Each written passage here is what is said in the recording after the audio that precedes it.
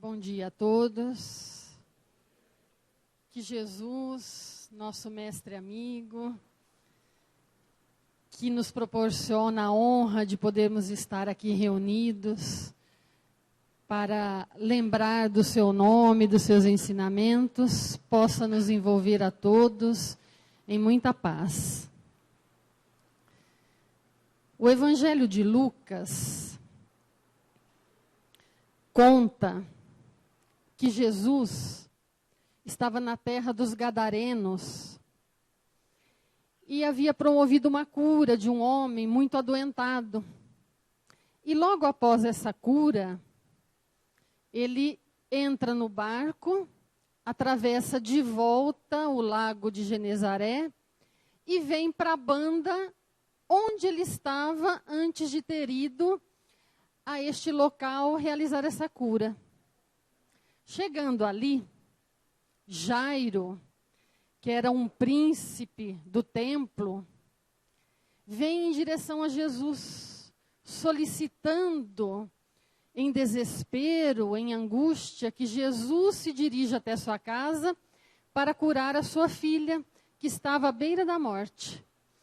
Aquela multidão toda recepciona Jesus de volta da terra dos Gadarenos, cada um solicitando algo para a sua dificuldade. E Jairo, então, encarecidamente pede a Jesus que vá à sua casa curar a filha que está à morte. Jesus, então, solícito, se dirige até a casa de Jairo. Neste momento, conta Lucas, e contam também os discípulos Mateus e Marcos, o seguinte momento único e tão belo do Evangelho, que enquanto Jesus, junto a Jairo e aquela multidão se dirige à sua casa, acontece o seguinte: e uma mulher que tinha fluxo de sangue, havia 12 anos, e estava gastando tudo com os médicos, havia perdido todos os seus haveres, e nenhum médico pudera curá-la. Chegando por detrás dele, tocou na orla do seu vestido, e logo estancou o fluxo do seu sangue. E disse Jesus: quem é que me tocou? E negando todos, disse Pedro, e os que estavam com ele: Mestre, a multidão te aperta e te oprime, e dizes: quem é que me tocou? E disse Jesus: alguém me tocou, porque bem conheci que de mim saiu virtude. Então, vendo a mulher que não podia ocultar-se, aproximou-se tremendo e, prostrando-se ante ele, declarou-lhe, diante de todo o povo, a causa por que lhe havia tocado e como logo sarara. E ele, Jesus, lhe disse: tem bom ânimo, filha, a tua fé te salvou. Vai em paz. Depois desse acontecido, Jesus continua se dirigindo à casa de Jairo. Uma pessoa vem desesperada e diz a Jairo: já não importa mais que ele vá até a sua casa, porque a sua filha acabou de morrer. Jesus, mesmo assim, então se dirige à casa de Jairo e diz à menina que se levante. E ela levanta-se, curando assim aquela menina também.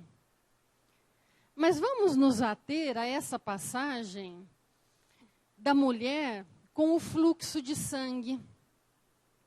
No Velho Testamento, no terceiro livro Levítico, que trata das impurezas, diz que a mulher com fluxo de sangue, nos 7 dias em que ela permanece assim, ela é impura. Tudo que ela tocar é imundo, sinônimo de impureza. A cama em que ela se deita é impura. A cadeira onde ela se senta é impura. aqueles a quem ela toca são impuros. Quem ela tocar, tornam-se também impuros. Depois do 7º dia, ela tem que realizar todo um ritual de limpeza a cada 21 dias que isso acontece. Nós, então, imaginamos o que se passou com essa mulher, que permaneceu 12 anos nessa impureza. 12 anos sem poder tocar e sem poder ser tocada. Sem poder se dirigir a alguém, sem poder acariciar um filho, um ente querido. Então Jesus diz a ela: vai em paz, porque a tua fé te salvou. E nós pensamos, então, no sentido de fé. Uma palavra tão pequena, cujo significado, realização, dentro de nós, requer tantas encarnações, tantos momentos difíceis, tantas superações. No Evangelho segundo o Espiritismo, Allan Kardec diz, no capítulo 19, considera-se fé a confiança que se deposita na realização de uma determinada coisa e a certeza de atingir o seu objetivo. A certeza de atingir o seu objetivo. O que moveu esta mulher a se dirigir a Jesus? Certamente, ela ouviu falar de Jesus. O Evangelho de Mateus diz que ela deve ter pensado: se eu me dirigir a ele, não preciso falar-lhe. Se tão somente eu tocá-lo, eu estarei curada. E ela realiza essa proeza com a coragem que a domina naquele momento, porque ela estava munida da esperança. E essa coragem e esperança, porque na realidade ela tinha fé, ela acreditava que se ela tão somente tocasse na orla do vestido dele, ela seria curada. Ela cria expectativa, sai de sua casa, dirige-se à multidão, certamente, tomando cuidado para não encostar em ninguém, para não tocar em ninguém, com a preocupação de tocar simplesmente em Jesus, e ela então vai até ele. Emmanuel, no livro Coragem, que é um livro belíssimo, de mensagens muito profundas, um livro de cabeceira, diz que nós pedimos no nosso dia a dia muitas coisas. Nós pedimos coragem, nós pedimos paciência, nós pedimos para conseguirmos perdoar os outros, entender os outros. Nós pedimos coragem para nos levantar da cama pela manhã, vencendo a depressão, a angústia. Nós pedimos coragem para vencer perdas importantes na nossa vida e nos esquecemos, diz ele na introdução deste livro, nos esquecemos de pedir coragem. Coragem para vencer as dificuldades, coragem para enfrentar o dia a dia, coragem para enfrentar a multidão e chegarmos no ponto desejado, como fez a mulher hemorroíça, que teve essa coragem munida por essa fé grandiosa de chegar até ele, tendo essa certeza de que se ela tão somente tocasse na orla do seu vestido, ele a curaria.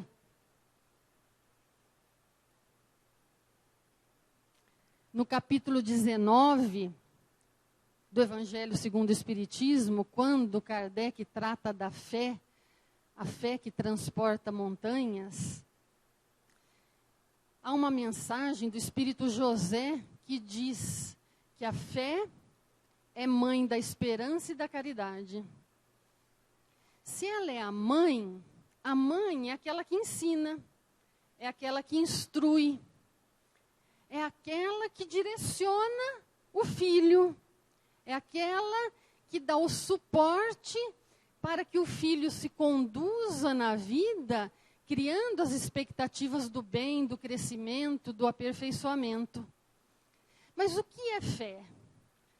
uma questão difícil de ser respondida por nós, né, breves, réis mortais, que pouco sabemos das coisas da vida, das dificuldades. O que é fé? O que é ter fé? Questionaram a Emmanuel no livro Consolador. Pergunta 354 do livro Consolador. Poder-se-á definir o que é ter fé?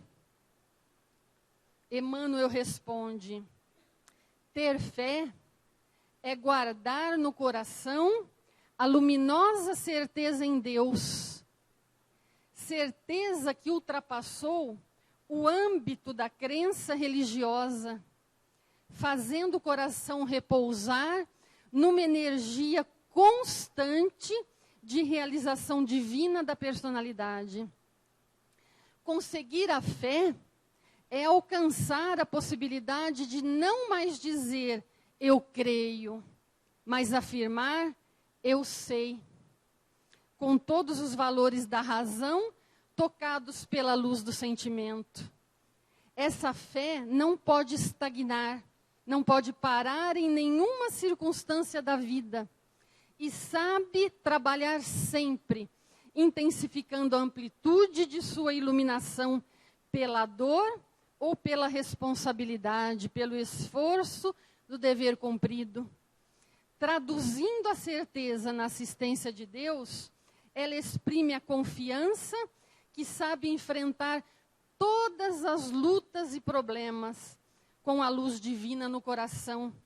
E significa a humildade redentora que edifica no íntimo do espírito a disposição sincera do discípulo relativamente ao faça-se no escravo a vontade do Senhor. Tem definição mais bela do que essa sobre a fé?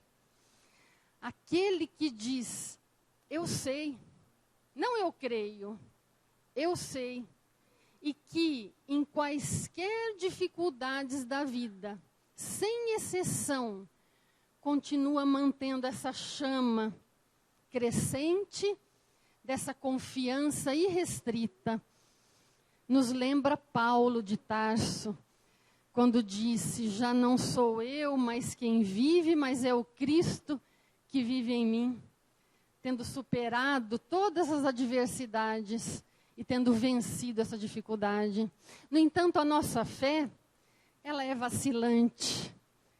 Ela depende do andar da nossa vida. Quando tudo vai bem, as dificuldades são pequenas, os problemas financeiros não são de grande monta, os entes queridos nos rodeiam, os problemas afetivos estão ali tranquilizados, as doenças físicas não fazem parte do nosso planejamento, a nossa fé é viva, é intensa, nós acreditamos. Mas basta um balancear em um aspecto da vida, um problema um pouquinho maior acontecer, a fé já vacilante, já não acreditamos tanto, já nos sentimos despreparados, desprotegidos, sozinhos. Quantas pessoas não se sentem e não se dizem sós na vida? Lembrando a fala, se eu não me engano, de Joana de Ângeles, quando diz, só é solitário quem não é solidário. E nós nos sentimos solitários muitas vezes. Há uma historieta que diz que em uma determinada aldeia do Nordeste, a estiagem se tornou muito longa. A chuva não vinha de maneira alguma, como está acontecendo aqui com a gente agora, né? Nós estamos quase fazendo a dança da chuva aqui para ver se ela chega e ela não vem. E nesse local a chuva não chegava e o povo já em desespero, os agricultores, os plantadores em desesperos, se dirigem ao padre daquela aldeia e pedem para ele, para que eles possam orar juntos e pedir para que Deus mande a chuva. No que o padre, então, lhes pergunta, vocês acreditam em Deus? Acreditamos. Acreditam que Deus enviará a chuva? Acreditamos, Senhor. Acreditam que se orarmos agora vai chover muito? Acreditamos. Então, por que não trouxeram os guarda-chuvas?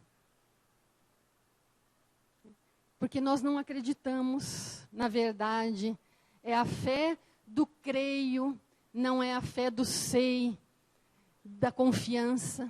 Mas essa fé, diz o Evangelho, ela tem os seus filhos. E a caridade é um dos filhos da fé. Né? No capítulo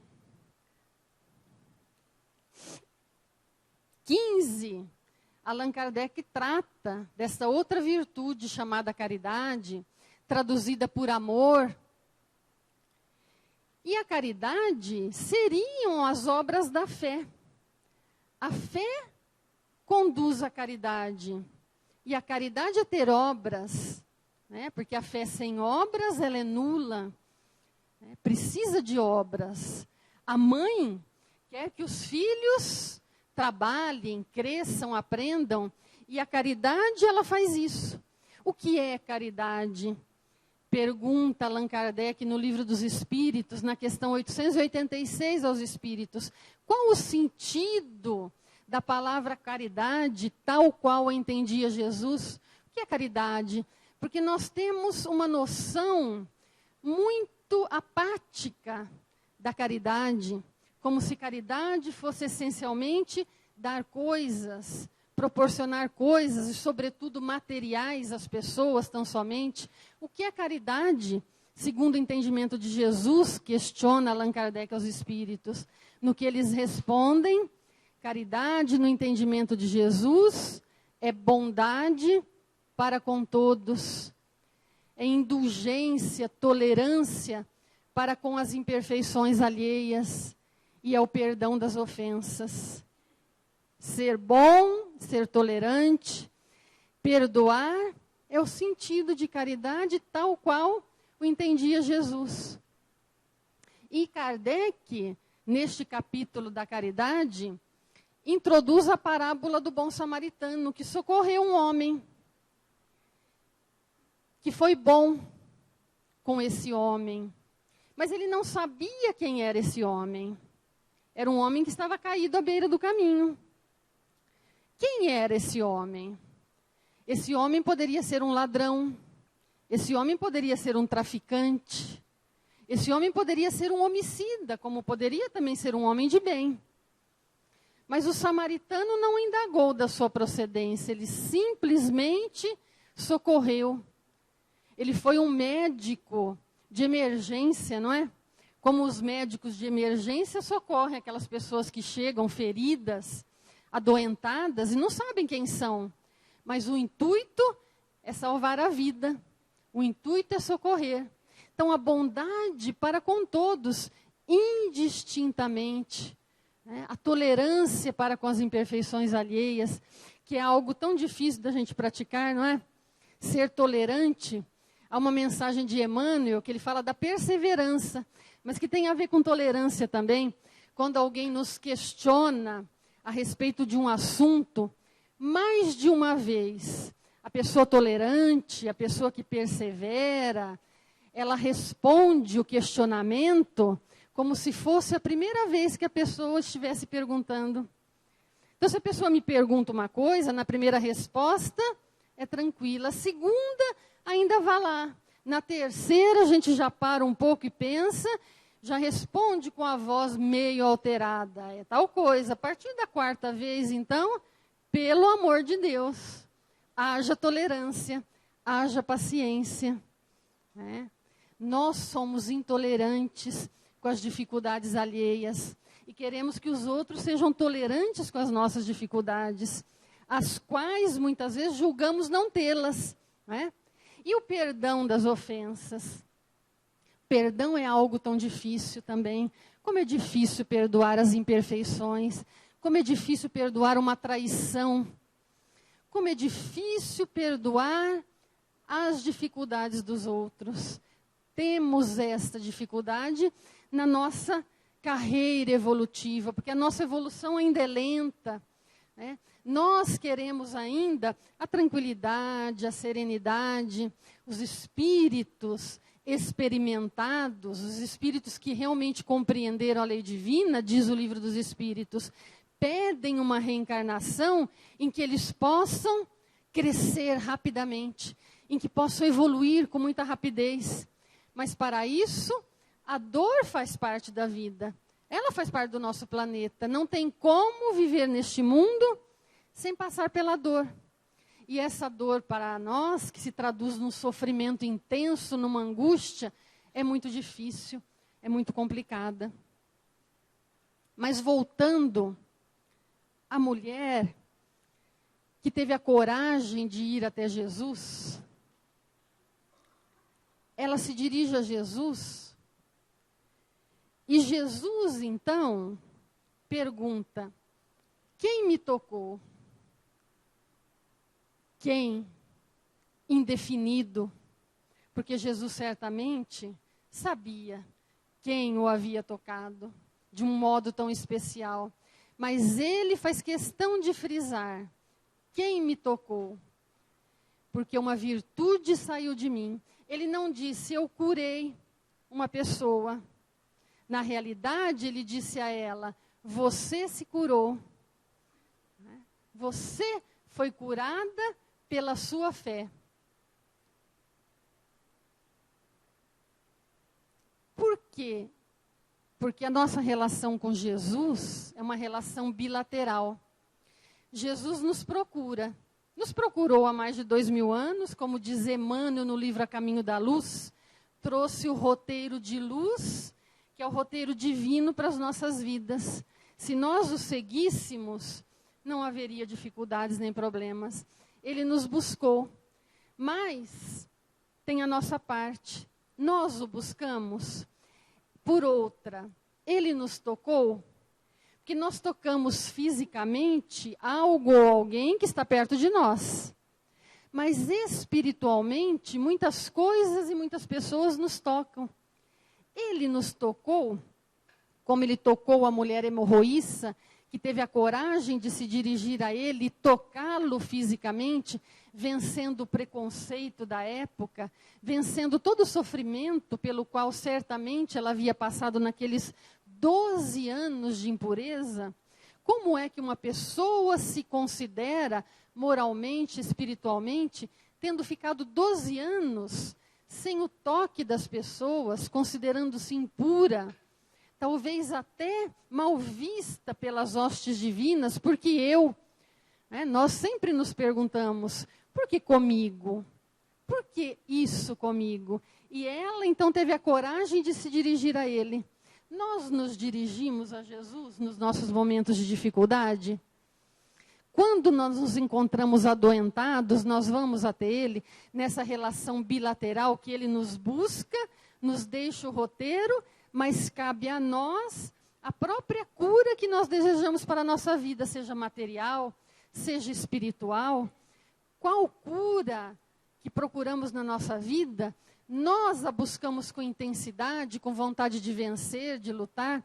Jesus veio trazer esse roteiro de amor que ultrapassa o amor do nosso entendimento, esse amor eros, esse amor filos da amizade, que busca aquele que os estudiosos dizem, não é? Que é o amor ágape, que é o amor divino, que é a comunhão com o Pai, no entendimento das leis divinas. Buscamos estes. Então, como a mulher hemorroíça, a humanidade, de um modo geral, encontra-se adoentada. Encontra-se com uma hemorragia profunda de sentimentos vazios, de falta de vontade, de tolerância, de bondade, falta de perdão, em que o eu ainda domina, em que as necessidades de ser amado ainda são mais importantes do que as necessidades de amar. Nos encontramos nessa hemorragia profunda, nesse fluxo de sangue que vai deixando a anemia, a doença tomar conta. E o Evangelho, então, veio para devolver a vida, para trazer a vontade de crescer, de vencer as dificuldades. E nesse ponto, todos, mas a mulher em especial, tem um papel muito importante. A mulher, ela faz parte do Evangelho em todos os momentos.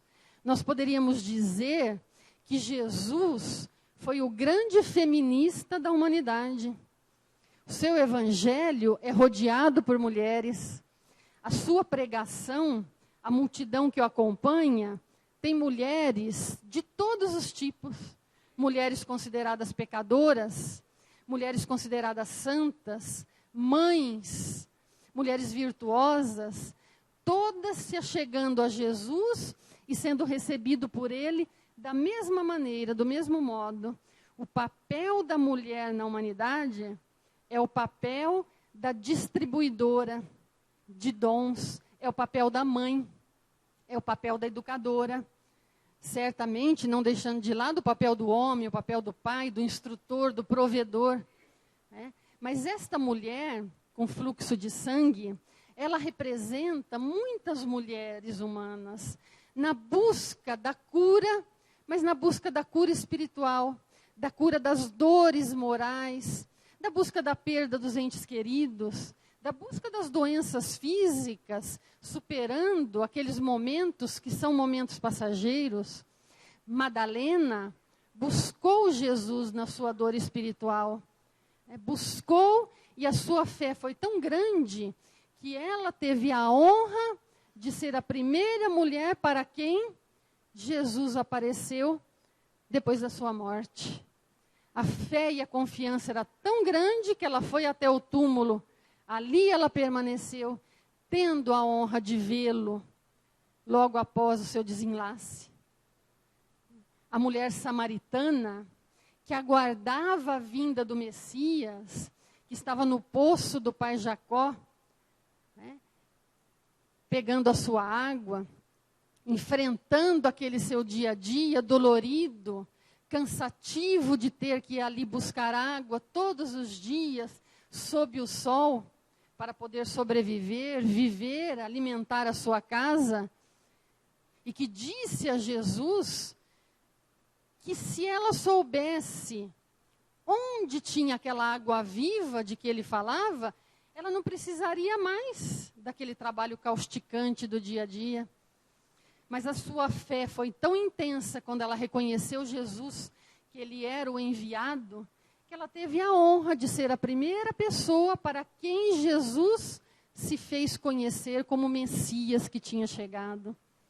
Joana de Cusa, a esposa do intendente de Roma, busca Jesus e diz querer segui-lo no seu dia a dia, diz ter ânsia de evangelho, que saciasse a sua fome, a sua sede, de vencer as dificuldades do dia a dia. E Jesus diz a ela: agora o seu momento é estar com a sua família, esteja com o seu marido, esteja com o seu filho, depois quem sabe.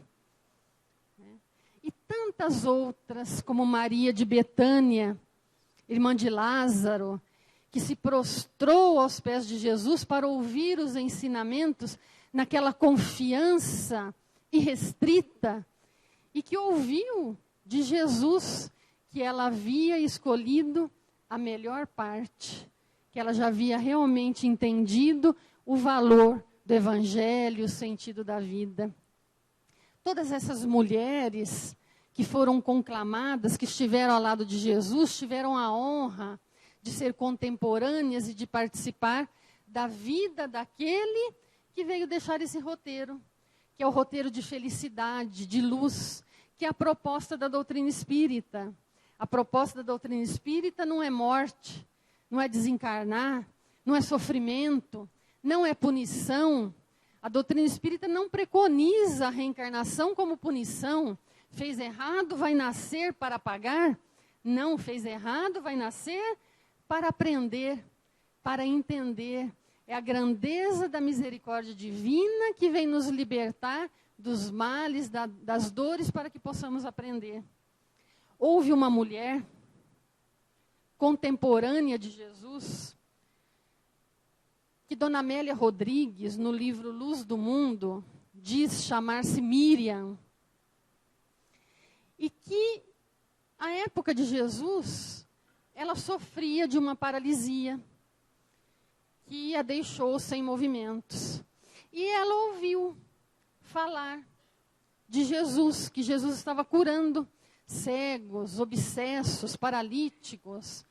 E ela fica feliz, ela fica emocionada, ela tem aquele sentimento de que naquele momento ela, como jovem, cheia de vida, poderia ser curada por ele. Se dirige, então, aonde ele estava num determinado momento, na sua cadeira de rodas, e pede a Jesus a cura. Mas antes dela se comunicar com ele verbalmente, ele a olha e diz: "Que queres?" E ela se espanta com aquela pergunta de Jesus, porque ela estava ali sentada, sem poder andar. Certamente ele sabia que ela era uma pessoa paralisada, que ela queria andar, mas ele pergunta: "Que queres?" Como no Evangelho ele pergunta a tantas criaturas, uma pergunta muito profunda. E ela diz: "Senhor, eu quero andar." Naquela esperança de que ele a poria de pé naquele momento. Jesus, então, frustrando as suas expectativas, diz a ela: "Andar não é o mais importante. Te darei muito mais. Vai em paz." Imaginem a frustração dessa jovem, voltando para o seu lar, da maneira como chegou. Ele não a curou. Ela diz que se sentiu decepcionada, entristecida. Por que ele não a havia curado? Ele curou tantas pessoas desconhecidas. Ela era jovem. Ela era uma pessoa boa, ela queria fazer tantas coisas ainda, ela tinha tantas propostas de felicidade, e ele não a curou. Ela diz então que, passado um tempo, ela veio a saber que ele havia sido crucificado, e que pessoas que o seguiam se reuniam para falar sobre ele, sobre os seus ensinos, e num determinado momento ela foi convidada para participar de uma reunião. E ela aceitou, por algum motivo. E estando nesta reunião, Miriam diz então que ela foi ouvir pela primeira vez aquilo que este homem dizia. E ela se encantou de tal maneira por aquelas palavras e participou com mais frequência daquelas reuniões, ouvindo aqueles ensinamentos, que com o passar do tempo, ela entendeu por que ele não a havia curado. Ela foi se preenchendo com aquelas palavras de vida eterna, de continuidade, de esperança e de paz, que ela entendeu que andar não era o mais importante. Que a proposta dele, que lhe daria muito mais, era aquela, muito mais espiritualmente. Que andar era um processo corriqueiro que fazia parte daquele pequeno espaço de tempo. Futuramente ela andaria, mas o que ela angariou, com o que ela ouviu, a força, a confiança, fez com que ela entendesse que realmente andar espiritualmente era o mais importante. Então, qual é a cura real? Qual é a cura verdadeira? É ser curado dos males físicos e muitas vezes continuar com a mesma proposta, com a mesma dificuldade? Ou ser curado espiritualmente e caminhar de uma maneira mais ágil e mais rápida? A proposta do Evangelho é a proposta da cura espiritual. É daquele que está numa cama, que não enxerga, que não fala, que não ouve, que não pode se locomover, que muitas vezes não pode expressar nem os seus sentimentos, mas que intimamente confia, tem a fé crescente e sabe que o mais importante é estar de bem consigo mesmo e com os outros. É chegar no lar e poder tocar os seus. Muitas vezes nós não tocamos os nossos. Nós vivemos em pé de guerra com os parentes, com os mais próximos familiares. Nós não o tocamos. E Jesus propõe o toque como cura divina, tocar o nosso pai, a nossa mãe, o nosso filho, tocar o nosso irmão, tocar aquele desafeto para que o toque nos cure e nos dê a verdadeira felicidade que vai realizar a nossa cura espiritual. Que Jesus nos abençoe a todos e nos dê muita paz.